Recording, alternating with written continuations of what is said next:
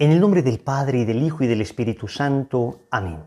Dios te salve María, llena eres de gracia, el Señor es contigo. Bendita tú eres entre todas las mujeres, y bendito es el fruto de tu vientre Jesús. Santa María, Madre de Dios, ruega por nosotros pecadores, ahora y en la hora de nuestra muerte. Amén. ¿Quién como Dios? Nadie como Dios. Un saludo para todos en el Señor. Bienvenidos a la preparación para la consagración total a Jesús por María. Les habla Wilson Tamayo, misionero del movimiento Lazos de Amor Mariano, y hoy vamos para nuestra lección 23, características y efectos de la verdadera devoción a la Virgen María. Estamos entonces en este tercer bloque, conocimiento de nuestra Madre Santísima, enamorándonos profundamente de ella y conociendo los fundamentos que tiene la devoción mariana, desde la palabra de Dios, el magisterio de la Iglesia y aquello que nos enseña San Luis de Montfort en el Tratado de la Verdadera Devoción. En la lección pasada vimos cuáles son los caminos que debemos desandar, los caminos que desafortunadamente hemos recorrido en falsas devociones a la Virgen María, y vimos que estos caminos de falsas devociones nos han llevado precisamente a no amar adecuadamente a Nuestra Señora y en ocasiones a hacer escándalo para otras personas, porque viendo muchas veces la deformación de nuestro culto a la Virgen María, han acusado a veces a la Iglesia Católica de cosas que no le corresponden, de cosas que no son ciertas. Hoy vamos a ver entonces cuáles son las características de la verdadera devoción. Es decir, cómo amar adecuadamente a la Santísima Virgen María. Ya vimos cómo no se debe amar a la Virgen, ahora vamos a ver cómo sí se debe amar a la Virgen. Y alguno dirá, Wilson, ¿es que necesitamos que alguien nos enseñe a amar a la Virgen? ¿Necesitamos que alguien nos enseñe a amar? ¿No se supone que nosotros tenemos ya la semilla del amor? Aquí hay que evitar dos extremos, ¿no? Es cierto que tenemos la semilla del amor, pero esa semilla del amor dentro de nuestro corazón ha sido herida por el pecado original. Nosotros tenemos capacidad de amar, pero esa capacidad ha sido de alguna manera herida y necesitamos purificarla. Entonces debemos evitar el extremo de pensar que simplemente basta que nuestro corazón y nuestros sentimientos se expresen como quieran en todo tipo de amor, pero especialmente en la devoción a la Virgen María, porque ya sabemos amar. Porque nos damos cuenta que no, nos damos cuenta que nuestro amor es egoísta, nuestro amor es interesado, nuestro amor es muy pegado de cosas externas. Entonces necesitamos evidentemente purificar nuestro amor, entonces debemos evitar el extremo de creer que no necesitamos que nadie nos enseñe y el extremo de creer que el amor sería producto simplemente como de unos pasos, como de un método. Entonces esto que aprendemos lo voy a seguir al pie de la letra y ya estoy amando. Cuidado que esto no es un fariseísmo, no es simplemente seguir unos pasos para decir ya amo. No. Hay que mantener el equilibrio. Entonces, ni creer que no necesitamos que se nos enseñe nada en el amor, ni pensar que eso que se nos enseña es en sí mismo lo que define el amor. Hay que mantener siempre este equilibrio. Entonces vamos a ver qué nos dice San Luis de Montfort en el Tratado de la Verdadera Devoción entre los numerales 105 y 114. Y nos dice Montfort que la verdadera devoción a la Virgen María es fundamentalmente, primero, una devoción interior. Es decir, procede del espíritu y del corazón, de la estima que se tiene a la Santísima Virgen María, de la alta idea que nos hemos formado de sus grandezas y del amor que le tenemos. Porque esta devoción debe ser interior. Recuerden que veíamos que las falsas devociones se presentan sobre todo de manera exterior. Todo lo externo, pero nada que transforme el interior del corazón. Y es que cuando uno ve a la Virgen María, uno ve que ella era una mujer de interioridad. Cuando una persona es verdaderamente devota de la Virgen María, se le nota a la persona una profunda vida interior en la manera en que habla, en la manera en que se expresa, en la manera en que ama, en la manera en que se relaciona. La Virgen María, en el Evangelio de Lucas, capítulo 2, versículo 19, después del acontecimiento de la adoración de los pastores a su hijo recién nacido, dice que María, por su parte, guardaba todas estas cosas y las meditaba en su corazón, en su interior. Entonces, como nuestra Madre Santísima fue una mujer de vida interior, nosotros también debemos aprender a tener una devoción interior, es decir, una devoción reflexiva que nos lleve a meditar permanentemente en nuestro corazón. Segunda característica, es una devoción tierna, es decir, llena de confianza en la Santísima Virgen, como la confianza del niño en su querida madre. Amamos a una mujer que es toda ternura, que es toda ternura. Hay un pasaje bellísimo, precisamente en el Evangelio de Lucas también, capítulo 2, versículo 7, que dice que cuando la Virgen Santísima tuvo a su niño, dice, lo envolvió en pañales y lo acostó en el pesebre. Piensen ustedes en la ternura, en el trato delicado de Nuestra Señora con nuestro Señor. Vemos una bellísima imagen que tengo conmigo en todo este bloque de la consagración. Y esta imagen nos expresa la ternura que tiene la Virgen María con Jesús y que tiene Jesús con la Santísima Virgen María. Entonces, esta devoción a la Virgen María debe imitar a Nuestra Señora en esa ternura, que no es para nada poco varonil en los hombres. Es decir, atentos, la ternura no es un atributo exclusivo de las mujeres. Los hombres también podemos ser tiernos. Los hombres también podemos expresar nuestro amor en detalles. La ternura precisamente requiere eso, detalles. Miren que la Santísima Virgen María no simplemente tuvo a su niño y lo tiró ahí, no. Dice que lo envolvió en pañales, dice que lo acostó en el pesebre. Esto es una cita bien interesante porque la Virgen había acabado de dar a luz. Entonces, por eso la tradición ha visto en este texto el hecho de la manera milagrosa como la Virgen María dio a luz, que no lo dio como una mujer cualquiera da a luz a su hijo, es decir, en medio de terribles dolores que después queda prácticamente deshecha, sino que ella, dice San Agustín, así como un rayo de luz atraviesa un cristal sin mancharlo ni quebrarlo, así Jesús atravesó el vientre inmaculado de María sin manchar ni quebrar su virginidad. Los católicos creemos, y eso lo dice el Catecismo de la Iglesia Católica en el numeral 499, creemos en la virginidad real de la Virgen María, no espiritual, no, real, antes del parto, durante el parto y después del parto. O sea que en el parto mismo la Virgen María no vio vulnerada su virginidad. Así como milagrosamente Jesús entró al vientre de María, milagrosamente salió del vientre de María, al punto que ella tenía las fuerzas para envolverlo en el pañal y ponerlo ahí en el pesebre. Pero volvamos al tema de la delicadeza, volvamos al tema de la ternura. Nuestra devoción a la Virgen María debe llevarnos también a esos detalles de amor, a esos detalles que la conquistan. Piensa tú, por ejemplo, en tener un altar a Nuestra Señora, como lo hemos dicho ya en una práctica anterior. Piensa tú en llevarle flores a la Santísima Virgen María. Piensa tú, por ejemplo, en detalles de amor. Yo hago un ejercicio con Nuestra Señora permanentemente.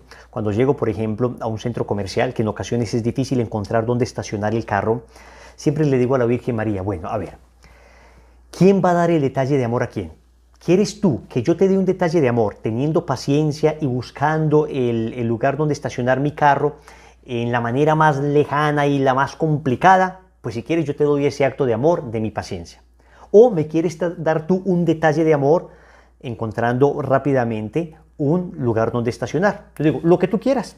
En ambos hay un acto de amor. ¿Saben qué? Puedo decir que el 99% de las veces estoy terminando de decir eso, inmediatamente sale un carro allí donde estoy terminando de decir eso para yo estacionarme. Siempre le digo, con que quieres competir, ¿no? Pues vamos a ver en la próxima quién gana. Es una relación tierna. Yo la amo, ella me ama, yo siento su presencia maternal, yo experimento una tremenda confianza al lado de ella porque sé que es mi madre, sé que cuida de mí. Debe ser una espiritualidad, una devoción tierna. Tercera característica, una devoción santa. Y dice Montfort, cuando hablo de Montfort me refiero a San Luis María Griñón de Montfort, el santo que escribió el Tratado de la Verdadera Devoción, sobre el cual se basa toda la consagración. La verdadera devoción a la Santísima Virgen es santa, es decir, te lleva a evitar el pecado e imitar las virtudes de la Santísima Virgen María. Y habla San Luis de Montfort de 10 virtudes principales de la Virgen. Y vamos a ver cada una de ellas, vamos a ver el ejemplo bíblico y vamos a ver cómo imitarla nosotros. Entonces, primero, su humildad profunda. Pues la Santísima Virgen María se reconoce, las dos únicas veces que ella se refiere a ella misma, ella se reconoce como esclava. Eso está en Lucas 1:38, he aquí la esclava del Señor, hágase en mí según su palabra, y está en Lucas 1:48, donde dice la Virgen en el Magnificat que Dios ha mirado la humillación de su esclava. ¿Quién más humilde que aquella que se reconoce esclava y que luego Dios va a engrandecer coronándola como reina? ¿Cómo está tu humildad y mi humildad? ¿Soberbio yo? Lo vimos en una lección pasada. Sí, entonces vamos a imitar a la Virgen María en su humildad. Segundo, su fe viva. La Virgen María tuvo una fe desde el principio hasta el final.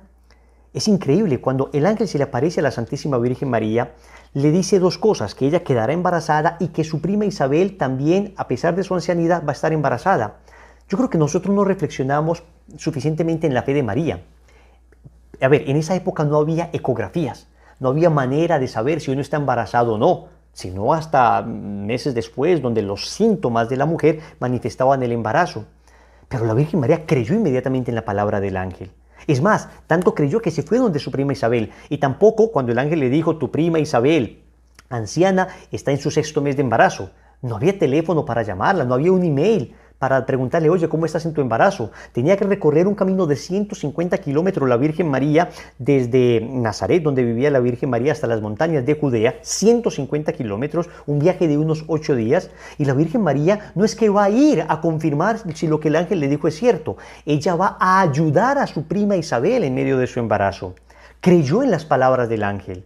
Y por eso, cuando la Virgen María llega donde Isabel, Evangelio de Lucas capítulo 1, versículo 45, miren lo que Isabel le dice a ella: feliz tú que has creído que se cumplirían las cosas que te fueron dichas de parte del Señor. Isabel felicita la fe de María, la felicita.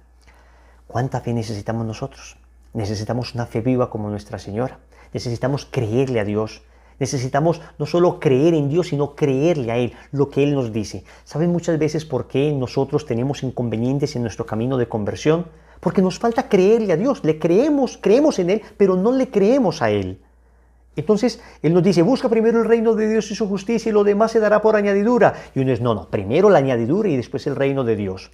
Me falta generosidad con Dios, muchas veces me falta renunciar a cosas porque creo que si renuncio a esto, entonces voy a perder mi trabajo, voy a perder a mi novio, voy a perder a mi esposa, voy a perder a...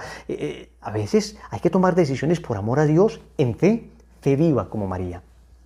Siguiente, la obediencia de María, dice Montfort. Hay que aprender de la obediencia de Nuestra Señora.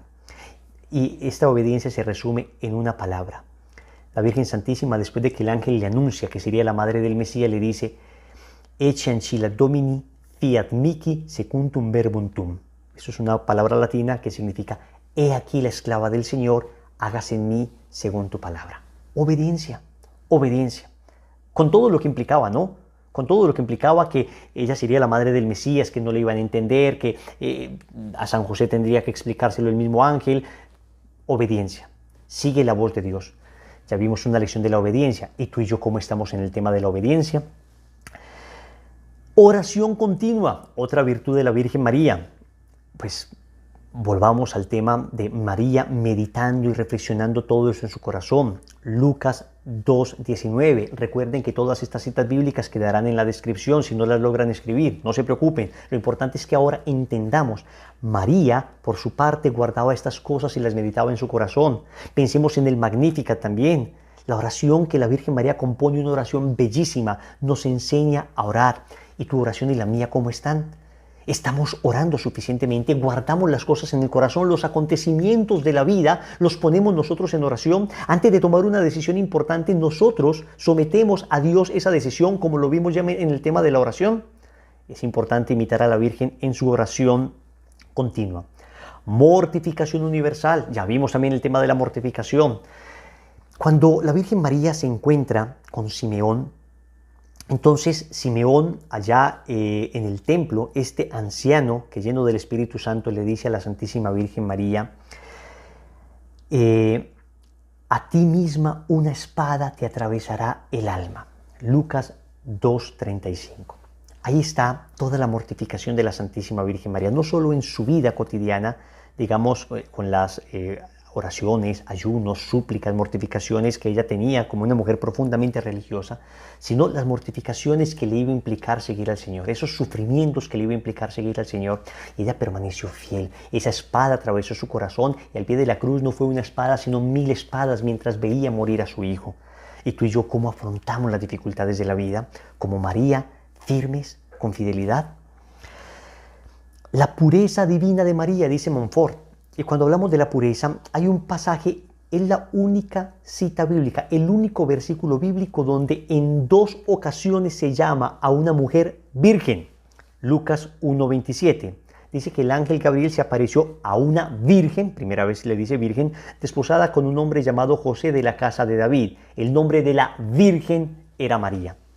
Entonces hablamos de una que es llamada en un solo versículo bíblico 2 veces virgen, resaltando precisamente la pureza de esa mujer, esa pureza divina. Ya vimos una lección, es bueno el placer, y hablamos de la pureza del corazón.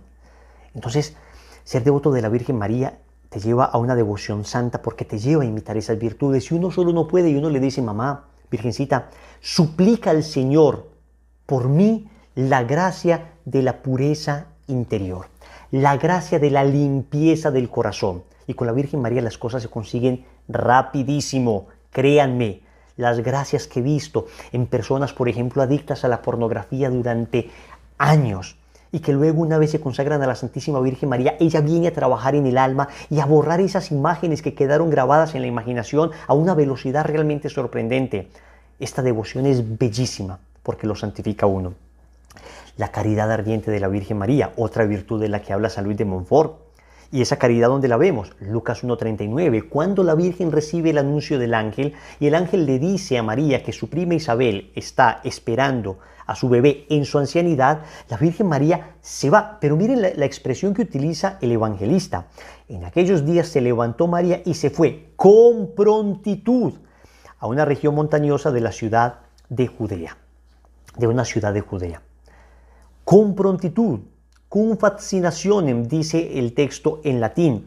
Es decir, rápidamente, se fue sin esperar, sin demora. Estamos hablando de que la Virgen María tendría unos 15, 16 años. El viaje era de unos 150 kilómetros, era una semana larga de viaje. Y sin embargo a ella no le importó, se fue, siendo ella ya la madre del Mesías, teniendo a Jesús en su interior, lo primero que hizo fue ir a servir. Es más, cuando la Virgen termina el Magnificat, dice el evangelista San Lucas que María permaneció con ella unos 3 meses y luego volvió a su casa. Isabel tenía 6 meses cuando la Virgen llegó. Estuvo 3 meses la Virgen allí, es decir, 6 meses más 3 meses, 9 meses. La Virgen estuvo en ese periodo final del embarazo que es tan complicado hasta que naciera Juan Bautista. Ahí está la caridad de la Virgen María. No solamente palabras bonitas, no solamente oraciones lindas, no solamente papito Dios, no solamente orar, es caridad efectiva. ¿Y a quién? Al prójimo. A veces somos muy buenos para la caridad con los que están, digamos, lejos, para que, digamos, se nos mire como personas muy caritativas, pero a veces a los familiares, a veces a las personas cercanas, es con las personas que menos caridad tenemos, y es a los primeros que tenemos que ayudar, como nos lo muestra la Santísima Virgen María. La caridad de la Virgen María no solo estuvo en ayudar, digamos, en los quehaceres ordinarios a la querida prima Isabel, sino en dar a Jesús. Cuando llega donde Isabel, el niño que hay en el vientre de Isabel, San Juan Bautista, salta de alegría. Lo primero que da María es a Jesús, es la más grande caridad que existe. La paciencia heroica de la Virgen María, dice San Luis de Montfort, otra virtud de Nuestra Señora. ¿Dónde aparece esa paciencia heroica? Juan capítulo 19, versículo 25. Junto a la cruz de Jesús estaba su madre y la hermana de su madre, María. ¿Dónde está la paciencia sino allí donde se resiste en medio de la cruz? La Virgen María no estaba allí desfallecida, perdió toda esperanza. Ella estaba allí de pie. Junto a la cruz de Jesús estaba María, de pie, junto a la cruz. La paciencia es esa virtud que me hace permanecer de pie en el momento de la cruz. Y de la Virgen María podemos imitar esa paciencia y pedirle a ella que nos alcance de Dios la gracia de ser pacientes. Cuando venga la cruz, no perder la compostura. Cuando venga la cruz, no perder, digamos, la caridad, sino mantenerme firme, como la Virgen María se mantuvo firme al pie de la cruz. Dice su dulzura angelical, la novena virtud que resalta San Luis de Montfort. En Lucas capítulo 2, versículos del 42 al 44, miren lo que dice Isabel saludando a la Santísima Virgen María. Cuánta ternura le habrá implicado la Virgen Santísima que Isabel le dice: bendita tú entre las mujeres y bendito el fruto de tu seno. ¿Y de dónde a mí que venga la madre de mi Señor a visitarme? Porque apenas llegó a mis oídos la voz de tu saludo, saltó de gozo el niño en mi seno. ¿Cómo será la voz de la Virgen María? ¿Cómo será la voz de Nuestra Señora? Cuando los videntes narran, cuando la Santísima Virgen María se les aparece y les habla, dicen que es una voz tan tierna, tan dulce. Es una voz que derrite, es una voz llena de amor. Es una voz que escucharemos cuando nos presentemos en el cielo, cuando le digamos: Madre, aquí están aquellos que se consagraron a ti para seguir a tu Hijo Jesús. Me llevas donde Jesús, y ella te dirá: claro que sí, ven, yo te presento ante mi Hijo. Y unos solitos llegaron donde Jesús, pues que Jesús es puro amor, pero yo tan miserable que soy, yo tan pecador que he sido, qué vergüenza, yo sé que Él no me va a rechazar, pero me siento indigno, pero al lado de ella, entonces voy confiado, voy seguro, porque la voz de María es irresistible hasta para Jesús, la ternura, la dulzura de Nuestra Señora. Finalmente, dice Montfort, 10ª virtud de la Virgen que tenemos que imitar: su sabiduría divina. Y veamos el pasaje de Juan, capítulo 2, versículo 5. Las únicas palabras que dirige la Virgen a la humanidad están en las bodas de Caná, en el corazón del pasaje de las bodas de Caná. Juan 2, 5. Dice la Virgen a los sirvientes: hagan lo que Él les diga. ¿Qué más sabiduría que esa? ¿Qué más sabiduría que indicar el camino de Dios? ¿Qué más sabiduría que señalarnos el buen consejo? ¿Qué más sabiduría que señalarnos aquello que Jesús quiere de nosotros? En eso consiste la sabiduría. Ese gusto por las cosas de Dios que nos lleva a señalar a los demás, que nos lleva a mostrar a los demás el camino de Dios. Miren rápidamente con estas citas bíblicas cómo demostramos que tenemos muchas cosas que imitar a la Virgen, y no nos las inventamos, no es que nos dijeron cosas lindas, no, aparecen en la palabra de Dios. Todo esto aparece en la palabra de Dios. Por eso tenemos que imitar a la Virgen María con todos los ejemplos que aparecen de ella en la palabra de Dios. Entonces hemos dicho que la devoción a la Virgen María debe ser interior, debe ser tierna, debe ser santa. Y por eso vimos estas 10 virtudes de la Virgen a imitar. Cuarto, debe ser constante, constante. Es decir, que te consolida en el bien y hace que no abandones fácilmente las prácticas de devoción. Cuando uno se consagra a Nuestra Santísima Madre, entonces ya uno no vive de sentimientos, ahora uno vive de convicción, y le pide a uno a ella la gracia de: dame fuerza para tomar, como decía Teresa de Ávila, una determinada determinación para sostenerme firme. No es inconstante como veíamos en las falsas devociones, sino constante. Es decir, que aquello que prometo lo voy a cumplir, que no me voy a dejar llevar por mis sentimientos, que hoy me nace, que no me nace, que me apetece, que no me apetece. Nada de eso. Estoy enamorado y voy a hacer las cosas con firmeza. Es una devoción también desinteresada. ¿Se acuerdan que una falsa devoción era devoción interesada? Pues una auténtica devoción debe ser desinteresada. Es decir, te inspira a no buscarte a ti mismo, sino solo a Dios en su Santísima Madre. Acá hay que hablar de algo que los santos llamaban rectitud de intención o pureza de intención. Y escúchame esto, que te va a servir para toda tu vida espiritual. Cada que vayas a hacer algo en la vida espiritual, una oración, un apostolado, una obra de caridad, cualquier cosa, todo debe tener un sello que se llama rectitud de intención o pureza de intención, que básicamente consiste en hacer las cosas siempre para la mayor gloria de Dios y para el bien de las almas. Que yo no busque intereses personales, particulares, que esto que yo vaya a hacer no lo haga porque voy a ganar dinero, porque me va a dar fama, porque me van a ver predicando tan lindo, porque me van a ver cantando tan hermoso, porque me van a contratar. No. En el apostolado las cosas no funcionan como en el comercio. Me doy a conocer para que conozcan mi producto. No, señores, yo no voy a darme a conocer a mí, yo voy a dar a conocer a Cristo y voy a ocultarme yo, que yo disminuya para que Él crezca. Y esto es un camino que debemos recorrer todas las personas que por alguna razón el Señor nos ha puesto a hablar sobre Él. Indignos que somos, pero todo tiene que tener el sello de rectitud de intención.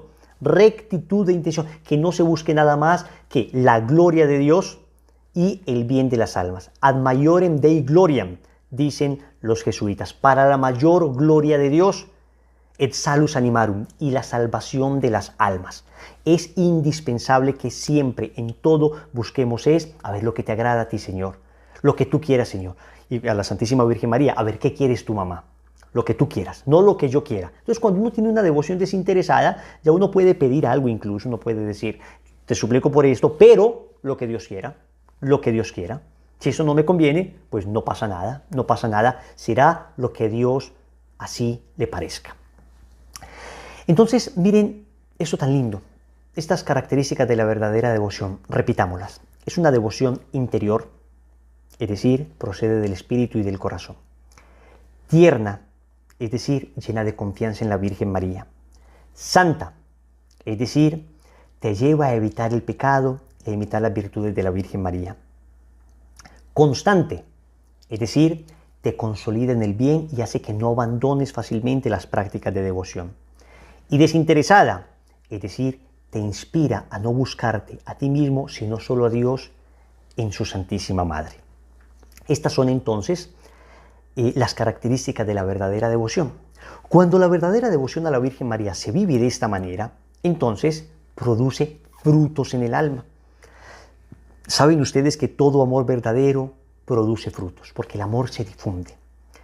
¿Cuáles son estos frutos que produce en el alma de una persona el vivir adecuadamente esta auténtica devoción? Vamos a verlos. Montfort dice, primero, te da conocimiento de ti mismo.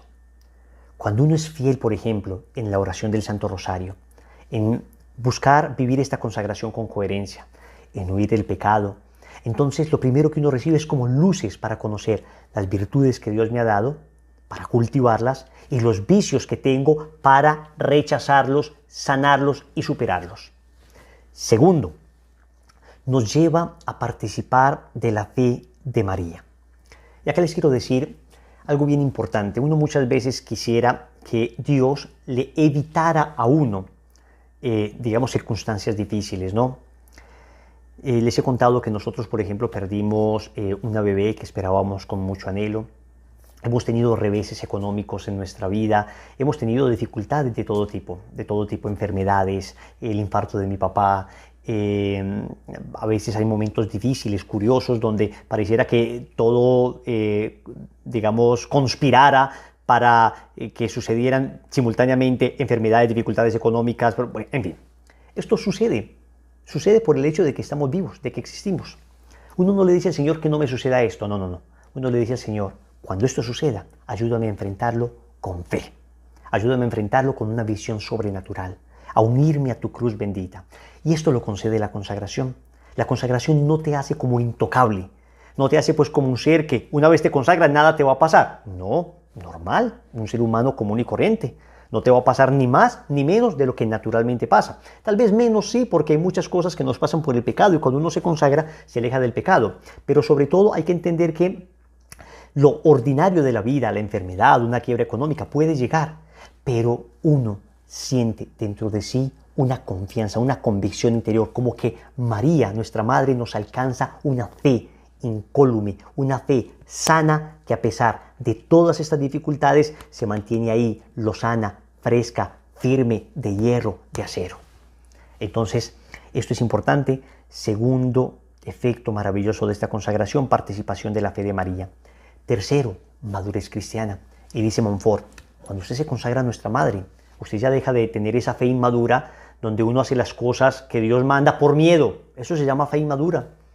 Ver a Dios todavía como un ser lejano que me manda cosas que no entiendo ni por qué, pero lo voy a hacer por miedo a condenarme. La fe madura consiste en ver a Dios como un papá, que lo que me manda lo manda porque me ama y hacer las cosas por amor y no por temor. Arrepentirme con contrición perfecta, que es el arrepentimiento, el dolor de haber pecado por haber ofendido a un Dios que amo, y no con atrición, que sería una contrición imperfecta. La atrición es el arrepentimiento imperfecto que tengo solamente por temor a condenarme. Eso, digamos, es un arrepentimiento válido de alguna manera, pero sigue siendo imperfecto. La contrición perfecta, la madurez cristiana, se alcanza precisamente por esta devoción de la Virgen que nos va madurando en nuestra vida espiritual. Nos produce otro efecto, una gran confianza en Dios y en María. ¿Se dan cuenta ustedes que al inicio de la consagración siempre empecé con una bellísima oración compuesta por Montfort? Se llama la oración de confianza y me encanta esa oración. De todas las que hacemos los consagrados diariamente, que hacemos unas bellísimas oraciones, una de las que más me gusta es precisamente la oración de confianza, donde uno le dice a la Virgen Santísima, yo no soy capaz de conservar, digamos, las virtudes y todo en mi vida espiritual, dada mi debilidad e inconstancia y la forma en que me combaten continuamente mis enemigos espirituales. dice que veo caer por tierra los cedros del Líbano. Muchas personas dicen, ¿qué es eso de los cedros del Líbano? Los cedros del Líbano efectivamente son árboles que crecen en el Líbano, que son robustos, son árboles muy fuertes. Entonces es un símil bíblico, es como una comparación bíblica para hablar de personas que parecen muy poderosas a nivel humano, a nivel espiritual. Entonces cuando se dice caen los cedros del Líbano, caen los poderosos. En la vida espiritual sería, veo todos los días caer por tierra los cedros del Líbano, es decir, aquellas personas que parecían muy santas, y veo todos los días que caen por tierra, tremendos escándalos, personas que yo consideraba virtuosísimas y de repente resultan en unos escándalos aterradores, unos pecados vergonzosísimos. Y uno dice, madre, yo veo todos los días caer por tierra los cedros del Líbano y convertirse en aves nocturnas, es decir, convertirse en cuervos, las águilas que volaban en torno al sol. O sea, yo digo, si yo veo estos gigantes caer, a ver, piensa en David, el rey David, un cedro del Líbano que cayó, un águila que se convirtió en ave nocturna. Piensa en Sansón, piensa en Salomón, piensa en Pedro, grandes que cayeron. Y yo digo, yo veo todos los días caer por tierra los cedros del Líbano, convertirse en ave nocturna, las águilas que volaban en torno al sol. 1000 justos caen a mi izquierda, 10.000 a mi derecha, mas yo confío en ti, mi poderosa y más que poderosa Madre. Y me encanta porque la oración dice, tenme que no caiga, conserva mis bienes que no me saqueen, protege en mí la vida divina, defiende a quien a ti se ha consagrado. Yo te conozco bien y en ti confío. Eres la Virgen fiel a Dios y a los hombres, que no dejas perder nada de cuanto a ti se confía. Tú eres la Virgen poderosa. Nadie podrá hacerte daño, ni perjudicar tampoco a los que tú amas. Amén. Se llama oración de confianza. Bellísima. La rezo todos los días con tremenda devoción, porque me considero frágil, débil, y le pido a ella, yo no confío en mí, sino que te pido ayuda a ti, porque a ti nada te niega Dios. Entonces, miren qué bonito. La consagración te lleva a incrementar tu confianza en Dios y en la Virgen. La consagración te ayuda a vivir a plenitud el sacramento de la confirmación. Y si no lo tienes, te lleva al sacramento de la confirmación. Esto es el sacramento que te da en plenitud el Espíritu Santo. Cuando uno se consagra, entonces uno tiene una tremenda amistad con el Espíritu Santo. Miren que allí donde el Espíritu Santo ve a María, pues no se puede resistir. Y tenemos muchos ejemplos bíblicos para esto.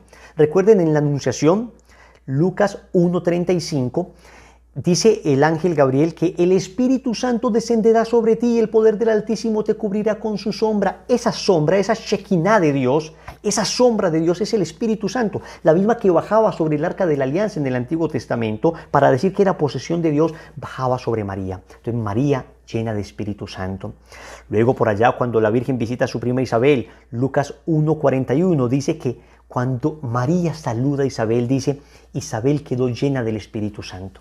O sea que María tiene el Espíritu Santo y donde está ella como que comunica el Espíritu Santo.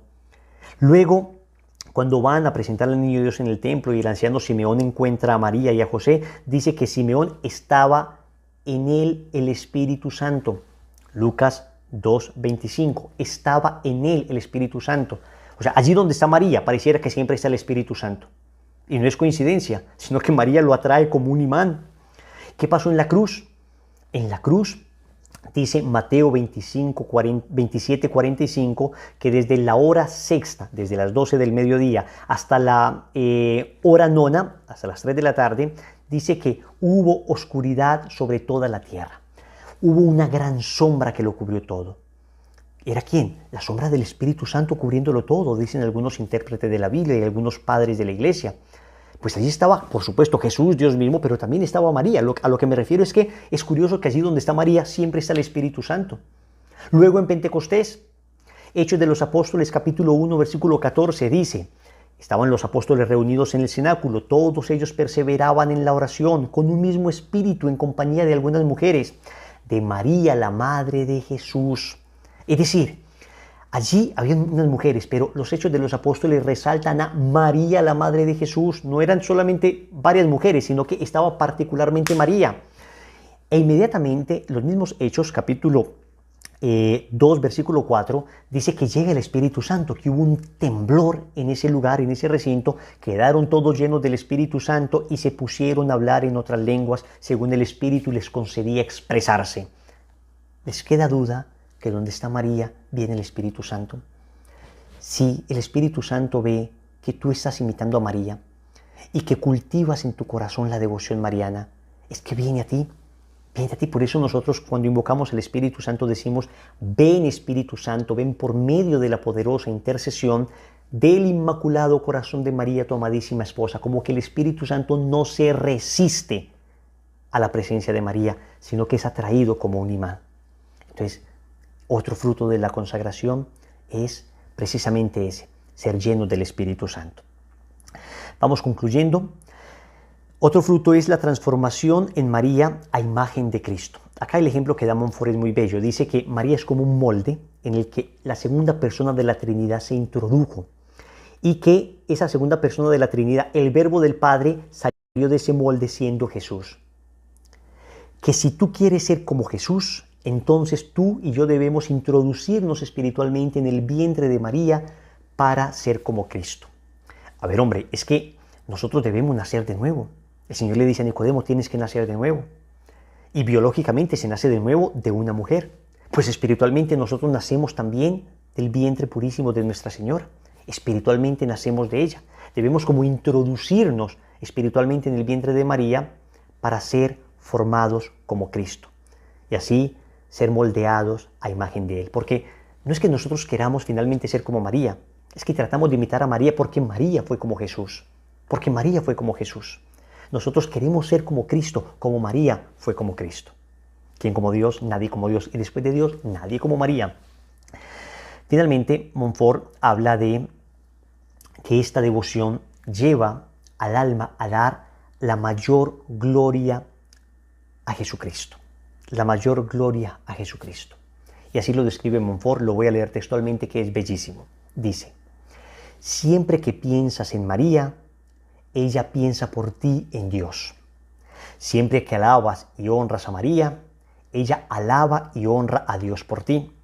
María es toda relativa a Dios. Yo me atrevo a llamarla la relación de Dios, pues solo existe con relación a Él. O el eco de Dios, ya que no dice ni repite sino Dios. Si tú dices María, ella dice Dios. Si tú dices María, ella dice Dios. Wilson, ¿por qué no vamos directamente a Cristo? ¿Por qué María? ¿Por qué no directamente a Cristo? Me dijo una vez una persona. Y le dije, pues muy bien, quieres ir directamente a Cristo. Entonces, tú no necesitas de nada más que de Cristo. Sí, de nada más. Ok. Y cuando necesites que yo ore por ti, ¿me vas a pedir oración? Ah, sí, claro. Ah, pero ¿para qué si tienes a Cristo? Y cuando necesites comunicarte con Dios, ¿vas a orar por la palabra? Sí, claro. Pero ¿para qué si tienes a Cristo? Y cuando necesites un consejo, ¿vas a buscarlo de alguien? Sí, claro. ¿Para qué si tienes a Cristo? Me decía, pero no entiendo. Le dije, sí. Es que no nos confundamos. No es que vamos a María en vez de ir directamente a Cristo. No. Es que con María vamos directamente a Cristo. Ella nos acompaña para ir directamente a Cristo, para presentarnos con ella. Vamos con ella a Él. No es vamos a ella en vez de Él, sino vamos con ella a Él. Y así como humanamente, tú necesitas consejo de alguien para ir a Cristo, con ese consejo ir a Cristo, así nosotros recurrimos al consejo de María, al ejemplo de María, para ir con ella a Cristo. Para ir con ella a Cristo. Entonces no se dejen engañar. Con María vamos directamente a Cristo.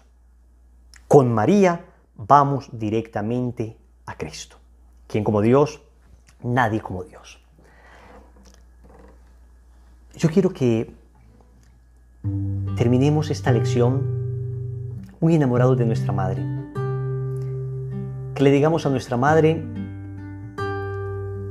que ella es la Madre de Dios y que nosotros a veces hemos sido unos pequeños tontos, que la necesitamos a ella, que es perfecta para amar a Cristo. Madre de Dios, tú que todo sientes, oye mi voz. Hoy te llamo y te digo mamá. He caído tantas veces,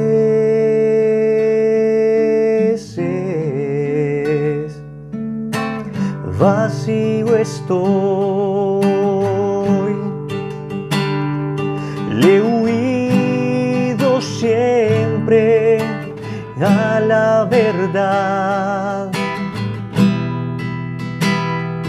No he encontrado aún la felicidad. Necesito ver tu luz. Llévame a Jesús.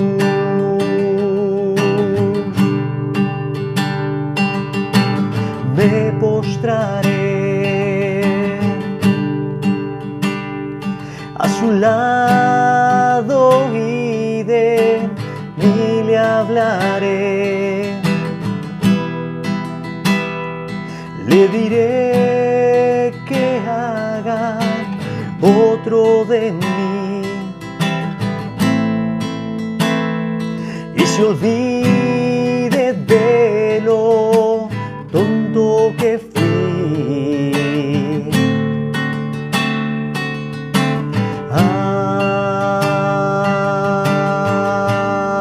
Ave María.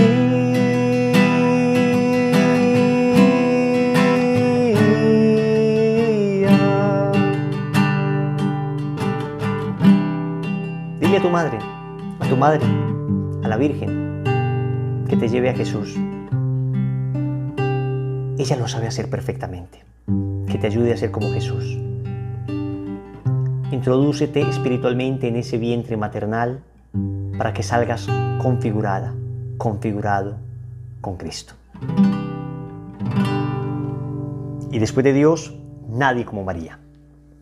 Vamos a tener una práctica bien linda, bien linda. Vamos conociendo un poquito más de Nuestra Señora. La práctica es que vamos a conseguir un escapulario carmelita. Y vamos a investigar sobre el escapulario carmelita. ¿Cómo es esto del escapulario? ¿A quién se le reveló el escapulario carmelita? Y vamos a esperar el momento propicio para que nos impongan el escapulario. Obviamente esta práctica pues no se podrá hacer en un solo día, pero quiero que la tengas muy presente. Porque el escapulario carmelita es una especie de vestido de Nuestra Señora que nos ponemos. Y es importante que vamos conociendo todas las gracias que acompañan esta devoción también. Un abrazo para todos, que la gracia de Dios sea con ustedes. Bendiciones.